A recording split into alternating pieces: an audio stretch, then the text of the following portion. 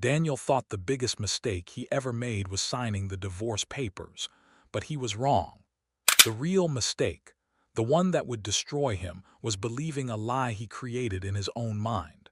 Because the woman he walked away from, and the child he thought never existed, were about to appear right in front of him. And when they did, Marcus's entire world would collapse in seconds. Hello friends, before we begin, please like the video and subscribe to the channel. And tell us in the comments, where are you watching from? We love reading your messages. 6 months earlier, Daniel had signed the divorce papers with a steady hand and an uneasy heart. He walked out of their home carrying only a duffel bag and a belief that he was doing what had to be done. At least, that's what he kept telling himself as he shut the door on Layla's pleading eyes. Layla, soft-spoken, warm, endlessly patient Layla, had been the one person who never asked him to be anything other than who he was. Yet Daniel had spent those final months of their marriage treating her like an obstacle he needed to outrun. When she told him she was pregnant, he didn't hear excitement or hope. All he heard was threat. Threat to his freedom, his career, his carefully structured plans. He told her the timing was wrong. He told her they weren't financially ready. He told her they could try again later. But Layla knew the truth Daniel refused to acknowledge. Later would never come. Daniel had been running from fatherhood long before she ever saw 2 pink lines on a test. Their arguments dragged on for weeks, always ending with Daniel insisting on what he called a reset, his polite code word for an abortion. Layla refused every time. She wanted this child. She was willing to work on their marriage. She was willing to compromise on everything except that one thing. But Daniel wasn't compromising at all. He was cornered by fear and ego, and eventually those two forces made the cruelest decision of his life. He gave her an ultimatum, and she chose the baby. He walked out 3 days later, convinced that once she realized how hard single motherhood would be, she would come to her senses. Convinced she would eventually give him the answer he wanted. Except she never called, she never begged, she never reached out. So Daniel built a fiction to live in. He told himself that silence meant she had ended the pregnancy. He told himself the divorce was clean, mutual, adult. He told himself he had escaped a disaster. And then came that morning at the red light. Because in that moment, when Layla crossed the street, visibly pregnant, calm and glowing in a way he had no right to witness, Daniel finally understood. She had never needed him, but he had desperately, catastrophically needed her. But what Daniel does next will test whether regret can outweigh pride, or whether it's already too late to fix the damage he caused. Daniel didn't remember sinking his foot onto the brake, didn't remember the horns blaring behind him, didn't remember the light turning green twice. All he could see, burned into him like an irreversible brand, was Layla's hand resting over her swollen belly, a belly he had insisted wouldn't exist, a belly he had tried to bargain away. By the time he managed to pull over to the curb, his chest felt too tight to breathe. His throat convulsed around a sound he didn't recognize, half sob, half disbelief. He pressed his forehead to the steering wheel and desperately wished the moment was a nightmare he could blink out of. But the truth sat heavy and undeniable. The child Layla carried was his. The child he assumed was gone had been here all along. And Layla, she looked stronger than he remembered. Not angry, not broken, just steady. A woman who had walked through fire and learned how to breathe inside the smoke. Daniel had once admired that quiet resilience in her. Now it made him feel smaller than he'd ever felt in his life. The next few days were chaos inside his head. Work became impossible, emails ignored, meetings missed, calls silenced. His colleagues joked he looked like he'd seen a ghost. If only they knew how accurate that was. He had seen a ghost, the ghost of the man he thought he was, successful, rational, in control. That version of him had died the moment he saw Layla crossing the street. He drove past her house 3 times in the same week, always parking far enough that she wouldn't see his car. He watched the lights turn on in the evenings, watched shadows move behind curtains, watched a life he had chosen not to be part of unfold without him. Every time he considered knocking, guilt strangled the courage out of him. What right did he have? Layla had done everything alone. He had abandoned her when she needed him most. He had attempted to erase a life that she protected with her entire being. What apology could possibly bridge that chasm? On the sixth night of circling her street like a man chasing his own shadow, Daniel finally dialed her sister's number. Mia answered on the second ring, her voice clipped and cautious. She didn't even try to hide her disappointment. "You're 6 months late," she said sharply. Every word hit Daniel like a whip. Mia told him Layla was fine, but not because of him. She told him Layla had gone through every ultrasound alone. She told him Layla had never breathed a single word about his ultimatum to anyone, not even family. She protected him when she had every reason to expose him. That single truth unraveled Daniel completely. Layla owed him nothing, and yet she had given him the dignity he didn't deserve. For the first time in his life, Daniel felt ashamed enough to change. But shame alone isn't enough. So when Daniel finally stands at Layla's door, the moment she opens it will determine whether redemption is even possible. Daniel stood outside Layla's door with the same feeling he had when he was a child standing outside the principal's office. Equal parts dread, guilt, and a desperate hope that maybe things weren't as bad as he feared. But this time, it was as bad as he feared. Worse, even. Because there was no version of the truth where he came out looking like anything but a coward. It took 3 knocks before Layla opened the door. She stood framed in the soft afternoon light, wearing an oversized sweater that stretched over her heavily pregnant belly. Her hair was pulled back loosely, wisps falling around her face. She looked tired, exhausted, even, but still carried a quiet strength that made Daniel's chest ache. Her eyes widened for a fraction of a second, not with joy, not with relief, with surprise and something deeper. Something like disappointment she'd already made peace with. Neither of them spoke at first. Daniel swallowed, hands trembling at his sides. "Layla, I'm sorry." Just 2 words, but they shredded him on the way out. Layla didn't respond immediately. She leaned slightly on the doorframe, one hand resting protectively over her stomach. Her silence wasn't cruel, it was honest. She was letting him speak without granting him forgiveness. So he did. He told her everything. How he had convinced himself she'd ended the pregnancy. How he'd lied to himself to avoid facing what he had done. How seeing her at the crosswalk had ripped him open. His voice cracked more than once, but he forced every word out. When he finished, Layla exhaled slowly. Her expression didn't soften, not yet. But she didn't shut the door either, which might have been more mercy than he deserved. "Daniel," she said quietly, "you left me when I needed you most." He nodded, unable to hold her gaze. "I went to every appointment alone," she continued. "I built this baby's world alone. And I accepted that I'd be raising her alone. So I need you to understand something." She paused. "You don't get to walk back in just because you feel guilty." He nodded again, blinking against the sting in his eyes. "I know. I'm not asking you to take me back. I'm not asking for us to be anything. I just want to show up now, if you let me." Layla studied him with the same steady patience she once used to calm her students. "If you want to be part of her life," she said slowly, "you'll have to prove it, consistently. Not with words, those are too easy, with actions." She gave him the date of her next doctor's appointment. "If you really mean what you said," she added softly, "you'll be there." Then she closed the door, not angrily, not harshly, but with finality. Daniel stood on the porch long after the lock clicked, breathing in the reality he had created. But showing up once isn't enough. And when Daniel walks into that first appointment, what he hears will change him forever.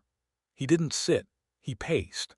The waiting room was filled with couples leaning into each other, reading pamphlets, whispering excitedly about baby names and nursery colors. Every smile he saw cut him a little deeper. These people had shown up. These people had stayed. These people hadn't tried to erase their own child from existence. He kept glancing toward the entrance every few seconds, terrified she wouldn't come, terrified she would come and tell him to leave, terrified of everything except one thing: missing this chance. When Layla finally stepped through the doors, Daniel froze. She looked surprised to see him, not relieved, not reassured, just surprised, as if she genuinely believed he wouldn't show. She had every right to believe that. Daniel stood up immediately. "Hi," he said quietly. Layla nodded once. "You're early. I didn't want to risk being late." She didn't respond, but she didn't walk away either. She sat, carefully lowering herself into a chair with the slow grace of a woman whose body was working overtime. Daniel sat 2 seats away, giving her space, giving her silence.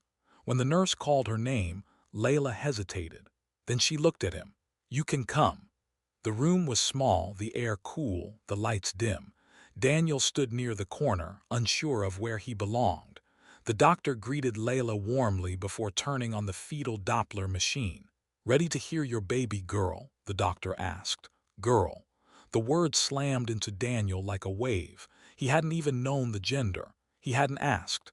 He hadn't been there for the scan that revealed it. He hadn't earned that knowledge, but it landed in him with the weight of something sacred. Then the heartbeat filled the room, strong, steady, impossibly fast. A sound so small yet so powerful it punched a hole straight through his chest.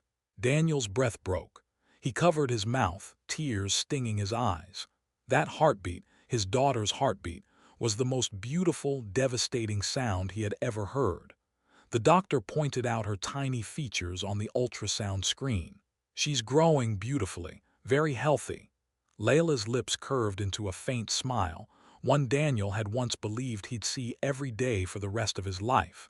He had missed everything leading up to this moment. The appointments, the milestones, the first kicks, the miracle of watching a child form into a person. And yet somehow Layla was offering him the smallest opening, a fragile chance, a conditional door. When the appointment ended, Layla slipped her shoes back on slowly. "There's another appointment in 10 days, she said quietly. "If you want to come, you can." Daniel didn't hesitate. "I'll be here." Layla held his gaze for a brief, searching moment, almost as if she was looking for cracks in his promise before she nodded and walked away. But something else walked out of that room too, Daniel's old self. Yet consistency is harder than regret, and the moment Layla goes into labor, Daniel will face the biggest test of his life. From that day forward, Daniel showed up. Not dramatically, not performatively, not with flowers or speeches or desperate attempts to rewrite history with a single action. He simply arrived, early every time. He sat beside Layla during each appointment, quiet, respectful, careful not to intrude. He didn't try to reclaim a place in her life. He focused on earning one in his daughter's. He watched Layla ask thoughtful questions about birth plans, nutrition, and recovery. He noticed how she always placed a gentle hand over her belly when the doctor spoke. He listened to every heartbeat, every update, every measurement like a man repenting with his ears. And slowly, without Layla intending to, she began allowing him small pieces of the experience. She let him carry her bag when she looked too tired. She accepted the bottle of water he offered when nausea hit. She even let him drive her home once when the room spun during an exam.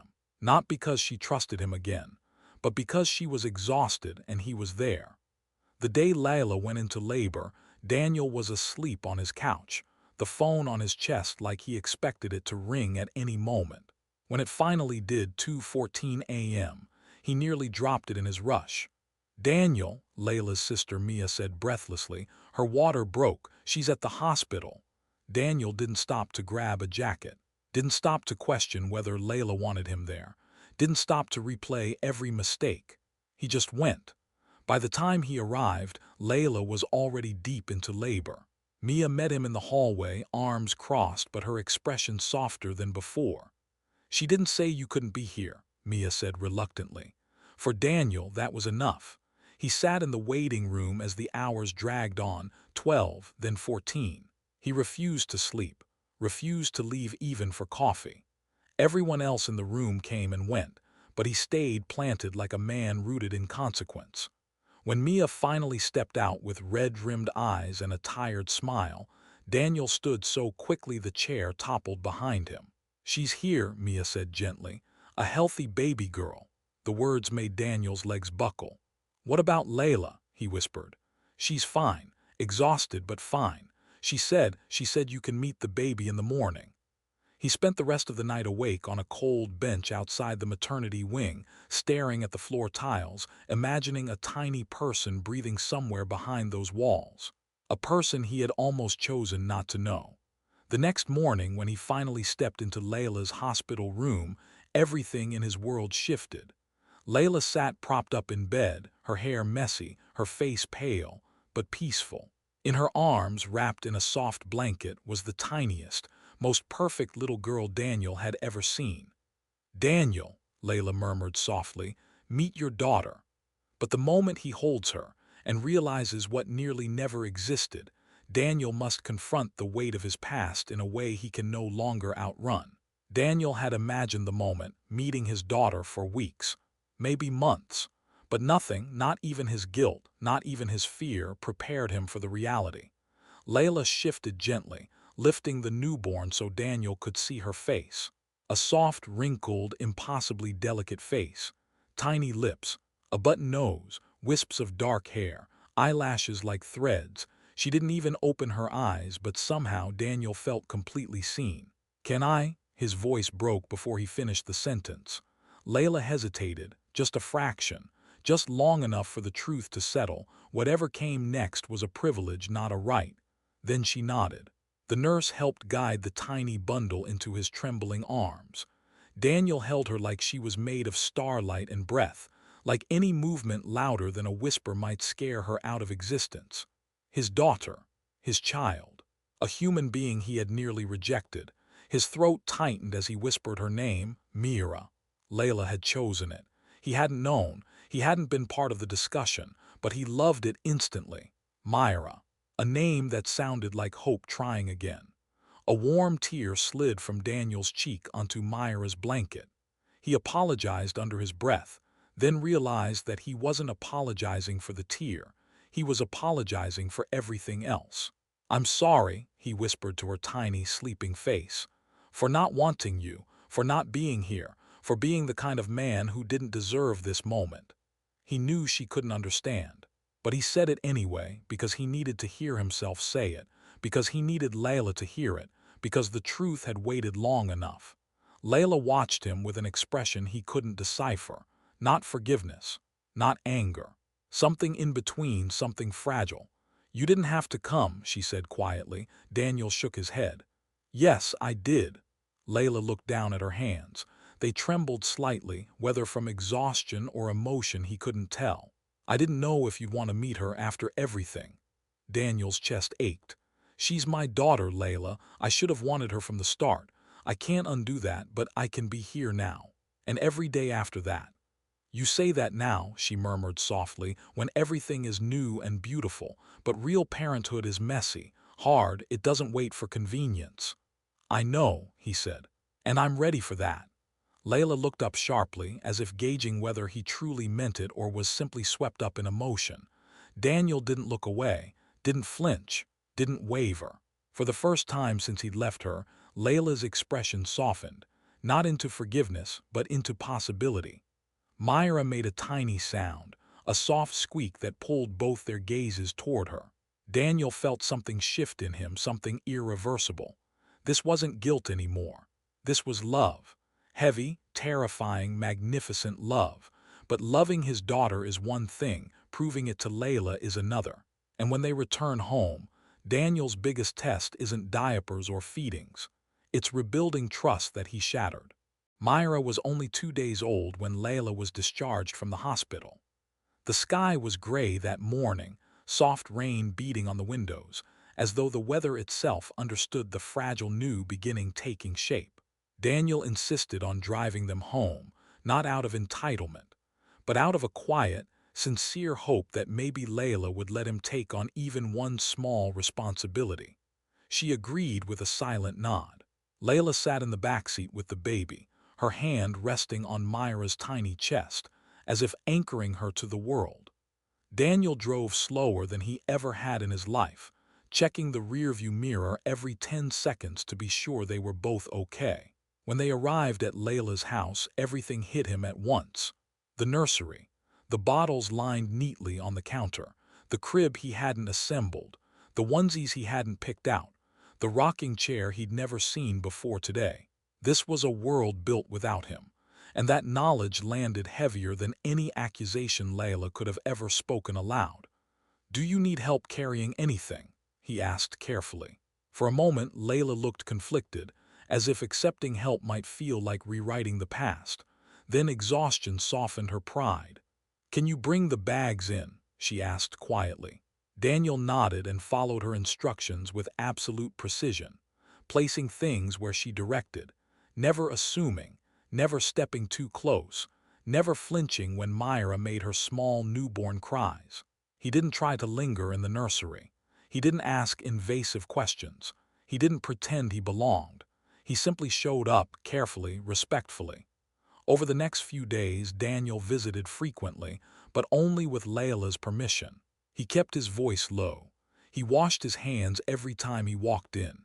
He held Myra only when Layla offered. He learned how to support her head, how to swaddle, how to calm her tiny hiccups. There was no glamour to it, no dramatic redemption, just the humbled determination of a man rebuilding from rubble. One evening, after Daniel rocked Myra to sleep, Layla watched him for a long, silent moment. There was something different in her eyes, not trust, not yet, but something gentler. "You're doing better than I expected," she murmured. Daniel looked up, surprised. "I'm trying." "That's not what I mean." She hesitated, then added, "You're consistent." The word hit him harder than praise. Consistency was something he had failed at repeatedly. Consistency was what she needed most. Consistency was what Myra deserved. Daniel didn't want to break whatever tentative thread she just offered, so he simply nodded. "I'll keep showing up." Layla studied him for another long moment. Then, almost imperceptibly, she nodded back. It wasn't forgiveness, but it was progress. A small door cracked open. But just as Daniel begins to rebuild his place in Myra's life, an unexpected complication forces him to confront whether he's truly changed, or if his old patterns are waiting to return. For weeks, Daniel kept to one unbreakable promise. He showed up. Not occasionally, not when it was convenient, every single day. Sometimes for an hour, sometimes for half the night when Layla was too exhausted to keep her eyes open. He learned how to measure formula in the dim glow of the kitchen. He learned how to pace the living room until Myra's cries softened. He even learned the rhythm she liked. 3 steps to the left, pause, 2 steps to the right. Layla noticed all of it. She didn't say it aloud, but Daniel saw it in the way her shoulders relaxed when he walked in the way she trusted him enough to nap while he held the baby, in the way she no longer flinched when he reached for Myra. But progress is delicate, and change is always tested. One Tuesday morning, Daniel's phone buzzed with an urgent call from work. A major investment deal, the biggest of his career, was suddenly falling apart. He needed to be in the office immediately. His boss warned him, "If you're not here in the next hour, we're pulling you off the project."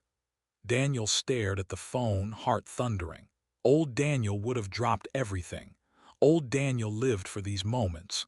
Old Daniel had sacrificed his marriage for them, but this wasn't before. This wasn't hypothetical. This wasn't theory. This was real.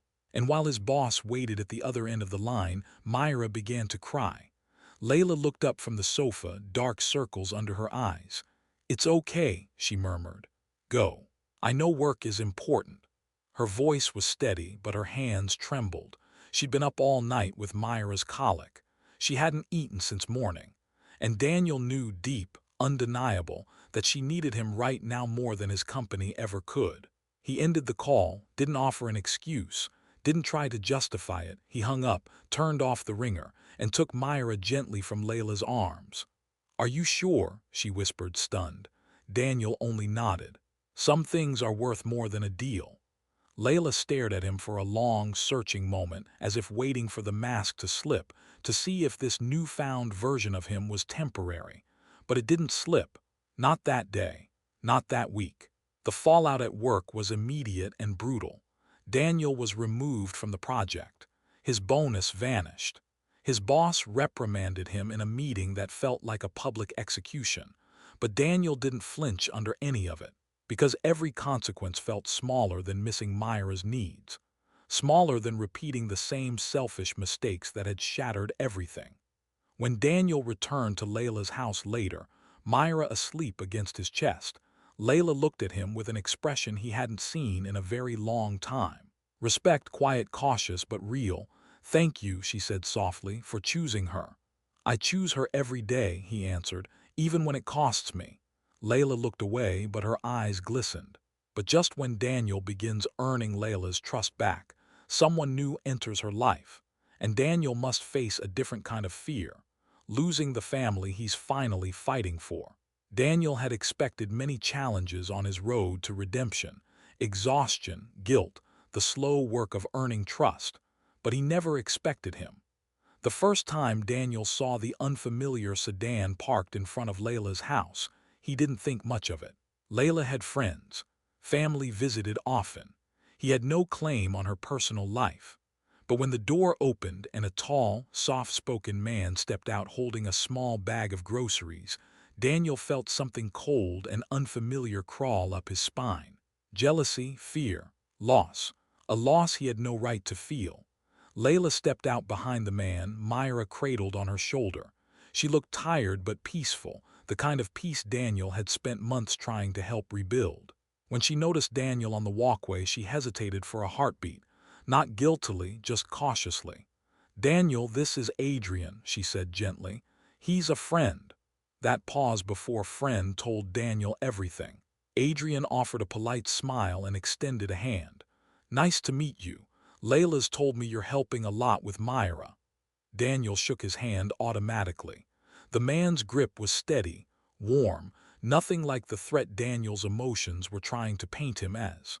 Inside, Layla prepared Myra's bottle while Adrian set down groceries, moving with an ease that suggested he'd been in her kitchen more than once. He wasn't overstepping. He wasn't acting entitled. He wasn't trying to replace Daniel. But he was there, and that alone made Daniel's chest tighten.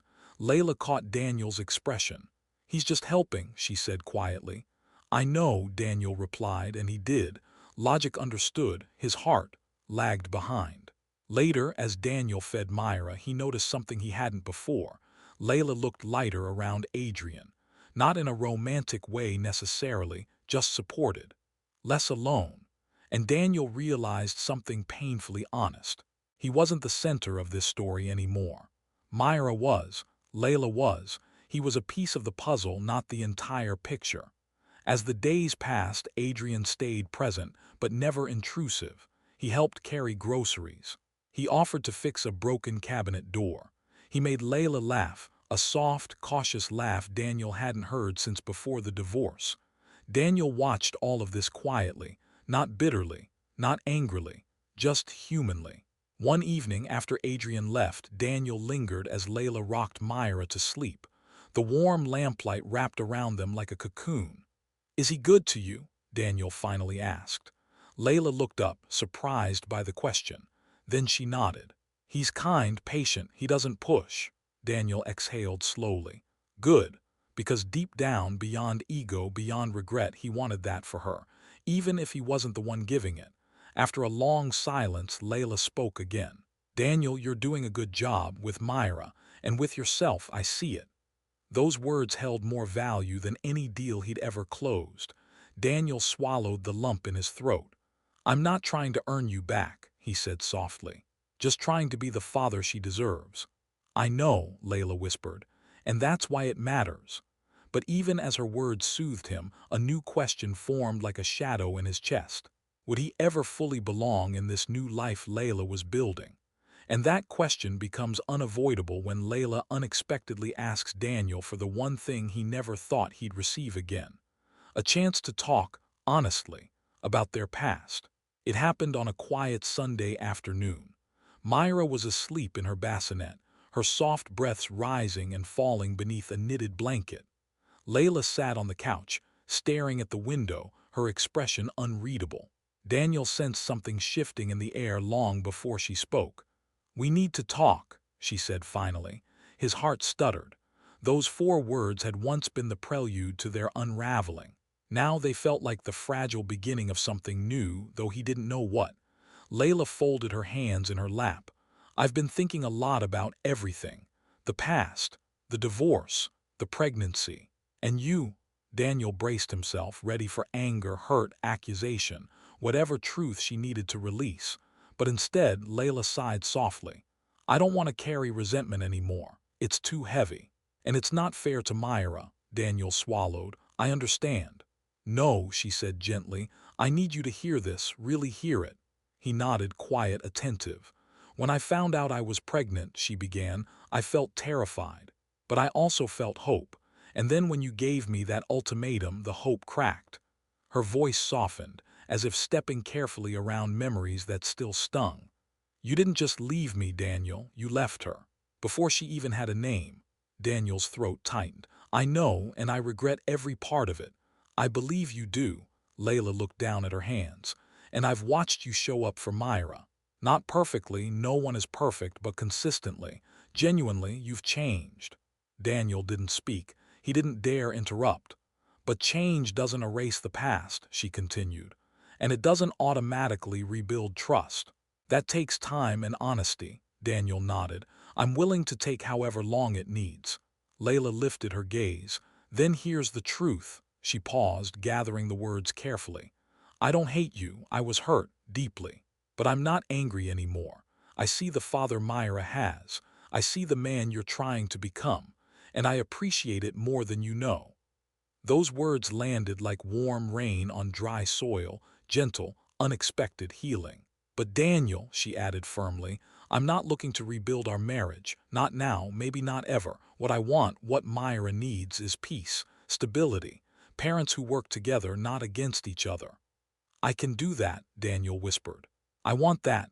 Layla's eyes softened. Good, because despite everything, you're an important part of her life. I don't want to shut you out. I just want boundaries and clarity. Daniel inhaled deeply, then exhaled with something close to relief. Whatever boundaries you need, I'll honor, and whatever role I earn, I'll be grateful for. For the first time in months, Layla smiled, small, tired, but real. You've already earned one, she said quietly. You're her father, and you're showing her what that means. Daniel felt his lungs release a breath he didn't realize he was holding. He looked over at Myra, tiny and peaceful in her bassinet, unaware of the complicated love and loss that shaped the room around her. I'll spend the rest of my life becoming better for her, he said softly. I know, Layla replied, and that's enough. Their shared silence wasn't heavy anymore. It wasn't tense or resentful. It was calm, mutual, respectful. Two people who had broken, slowly learning how to rebuild, not as partners but as co-parents. As a family in their own unconventional way. But as Myra grows, and as Daniel continues proving himself day after day, Layla begins to wonder, can redemption rewrite a future, even if it can't erase the past? I hope you enjoyed this story. Don't forget to like the video, subscribe to the channel, and turn on notifications for more interesting stories like this one. See you in the next video.